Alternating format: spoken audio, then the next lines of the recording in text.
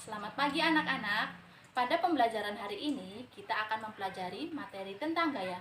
Adakah di antara kalian yang sudah mengetahui apa itu gaya? Ya, gaya adalah tarikan atau dorongan yang diberikan pada suatu benda. Gaya dibagi menjadi 6 jenis. Yang pertama, ada gaya otot, gaya gravitasi, gaya magnet, gaya listrik, gaya pegas, dan juga gaya gesek. Mari kita pelajari dan simak satu persatu ya.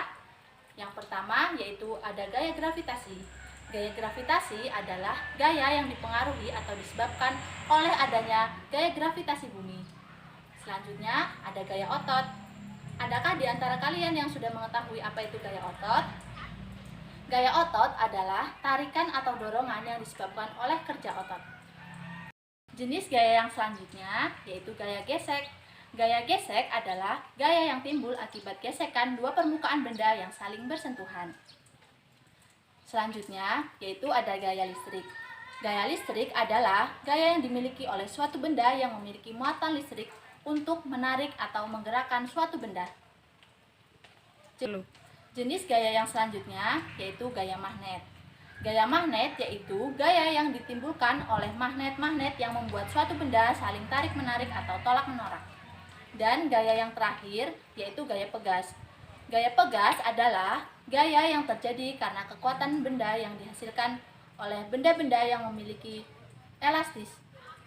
Setelah kita mempelajari pengertian apa itu gaya, kemudian jenis-jenis gaya, sekarang kita akan mempelajari contoh macam-macam gaya yang kita temui dalam kehidupan sehari-hari. Yang pertama ada contoh gaya otot.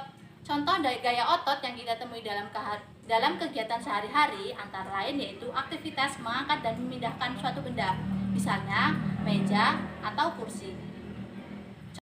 Gaya memiliki pengaruh terhadap gerak benda dan bentuk benda. Kita akan membahas pengaruh gaya terhadap gerak benda. Pernahkah kamu bermain bola? Jika kamu pernah menendang bola, maka bola akan bergerak ke arah tertentu. Apa yang terjadi jika kamu menendang bola yang sedang bergerak? Tentu bola tersebut akan bergerak ke depan. Inilah yang dimaksud dengan pengaruh gaya terhadap gerak benda. Selanjutnya yaitu pengaruh gaya terhadap bentuk benda.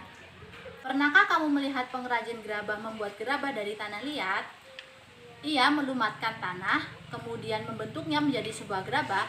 Ketika si pengrajin tersebut melumatkan tanah, ia akan memberikan gaya tertentu pada tanah liat sehingga gaya tersebut dapat menghasilkan gerabah sebagaimana bentuk yang ia inginkan. Jadi, gaya dapat membuat tanah liat menjadi guci atau barang-barang lain sesuai dengan yang ia inginkan. Inilah yang dimaksud dengan pengaruh gaya terhadap bentuk benda. Sekian penjelasan materi tentang gaya ya. Semoga bermanfaat. Terima kasih.